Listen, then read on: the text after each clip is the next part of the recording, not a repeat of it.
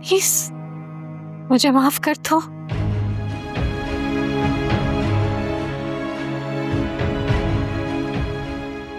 भाभी ये आप क्या कर रही हैं? प्लीज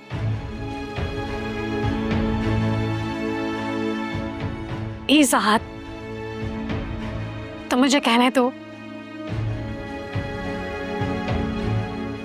दुआ का दिल मैंने दुखा है,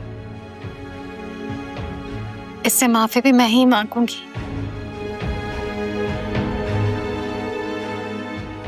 वहां मुझे फौरन ही एहसास हो गया था कि मैं अपनी खुदगर्जी में अपने भाई की खुशियों को बर्बाद कर रही हूं, जो कि तुमसे जुड़ी हुई है।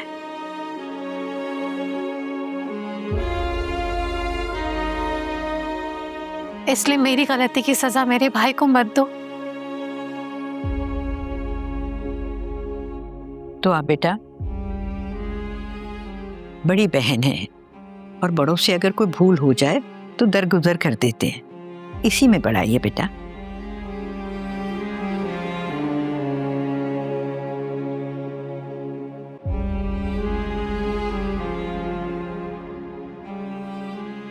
प्लीज दुआ, कुछ तो कहो।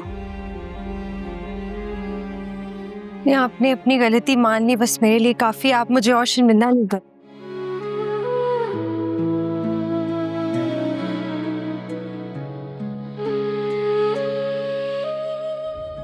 Thank you so much, thank you.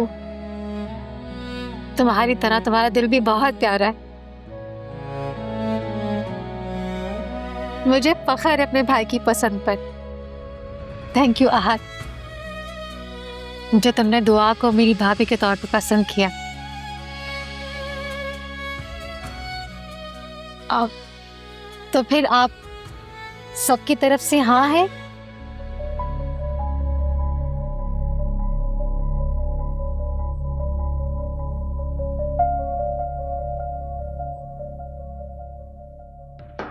दादो क्या कहती हैं?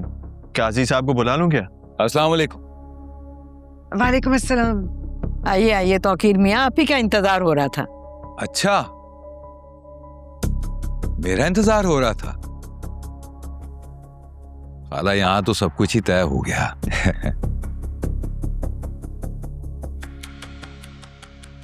क्या? खैर, मुझे माफ कीजिएगा, मुझे लगता है कि मैं आपके खास मेहमानों की महफिल में मुखिल हुआ हूं। मेरा ख्याल है मुझे चलना चाहिए। हाँ? तौकीर मियाँ, कहाँ जा रहे हैं आप? अब्बू कहाँ जा रहे हैं? आपके बगैर कुछ नहीं हो सकता, आइए। नहीं नहीं नहीं। तौकीर मियाँ, हम तो कब से आपको फोन कर रहे थे, और ये दुआ, ये तो आपके बगैर सांस भी नहीं लेती। भाई साहब, अभी तो कुछ भी तय नहीं हुआ है। आपको गलतफहमी हो गई है। अगर आपको बुरा लगा है तो मैं सबकी तरफ से माजरत करती हूँ आपसे। तौकीर, समीना बहन बिल्कुल ठीक कह रही हैं। अभी तो सिर्फ बात की है, कुछ भी तय नहीं हुआ। तो खाला तय कर लीजिए ना, अच्छी घड़ी है। और वैसे भी मैं तो गैर हूं, मैं हूं ना हूं, क्या फर्क पड़ता है?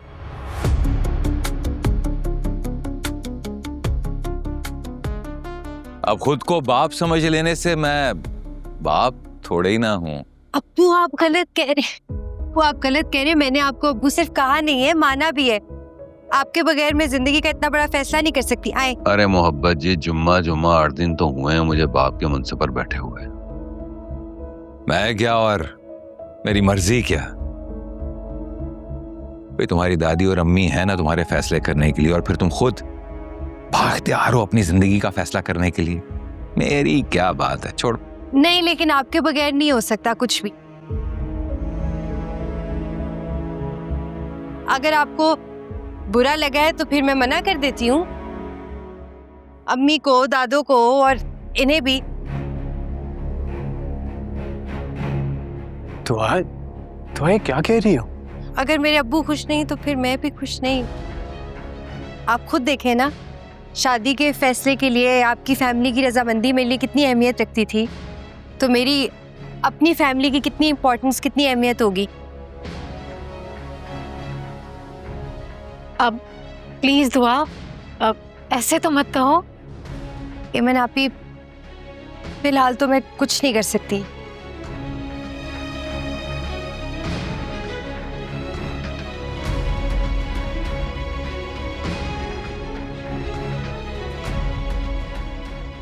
बाबा इतना तो कर ही सकते हो, जब अपनी मंगनी की अंगूठी पहनो तो अपने अब्बू और अम्मी की खुशी के आगे सर झुका दो। जी अरे तुमने ये कैसे सोच लिया कि तुम्हारे अब्बू कोई ऐसा फैसला करेंगे जो आपकी खुशी के खिलाफ हो?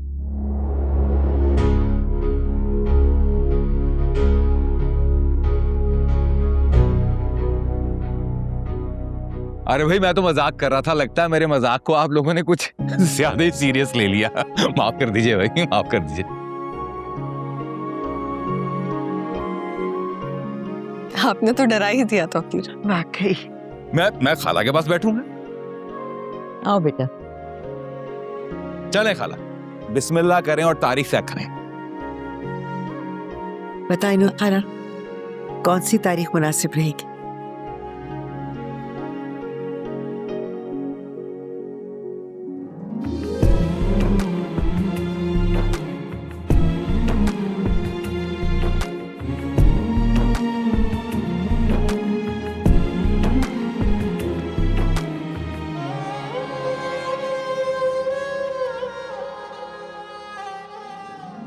अगर आपको कोई एतराज है तो आपको अभी बाबा साईं के सामने बात करनी चाहिए थी।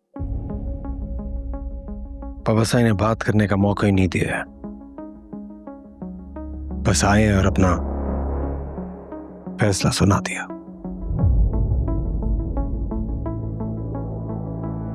हाँ सर, वो सिर्फ मेरे बाबा साईं नहीं, आपके भी बड़े हैं, आपके वालिद की जगह है।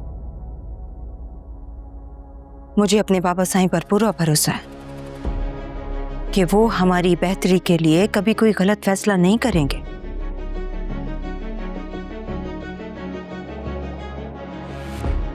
लेकिन फिर भी अगर आपको कोई इशू है तो आप बाबा साईं से बात कर सकते हैं, लेकिन फायदा कोई नहीं होगा, क्योंकि आप भी जानते हैं कि बाबा साईं एक बार जो फैसला कर लेते हैं उसको बदलते नहीं हैं। लेकिन ये भी हकीकत है कि मेरे बाबा साईं आपसे इतनी मोहब्बत करते हैं कि आपकी कोई बात रद्द नहीं करते।